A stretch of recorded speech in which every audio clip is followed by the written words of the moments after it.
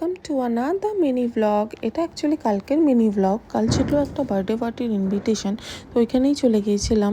এখানে আমরা actually wait করছিলাম, আমাদের সাথে আমাদের আরও বাকি ফ্যামিলি মেম্বার্সদেরও ইনভিটেশন ছিল, তো ওরা তখনও এসে পৌঁছায়নি। তো আমরা ওয়েট করছিলাম যে ওরা কখন আসবে, ওরা আসলে একসঙ্গে আমরা ভেতরে ঢুকবো।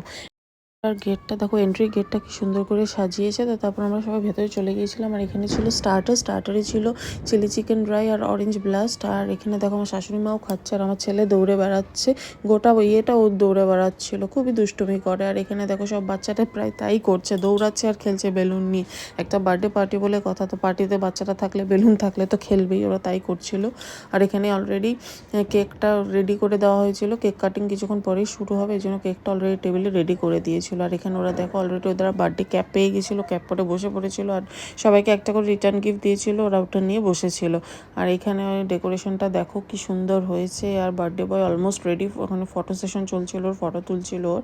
আর কেক কাটিং কিছুক্ষণ পরে স্টার্ট হবে, তাই জন্য ওখানে অলরেডি দাঁড়িয়ে আছে। আমার ছেলে এখানে খুব এক্সাইটেড ছিল যে কতক্ষণে কেকটা কাটা শুরু হবে। আর এখানে অলরেডি কেক কাটিং শুরু হয়ে গেছে। দুটো কেক ছিল, ওরা দুটো কেকই মনে হয় কেটেছে, হ্যাঁ দুটো কেকই ওরা কেটেছে। আর এখানে অলরেডি কেক কাটিং হচ্ছে। ওখানে ওই আমার ননদের মেয়েটা হাততালি দিচ্ছিল, আমার ছেলে ওখানে দাঁড়িয়ে আছে।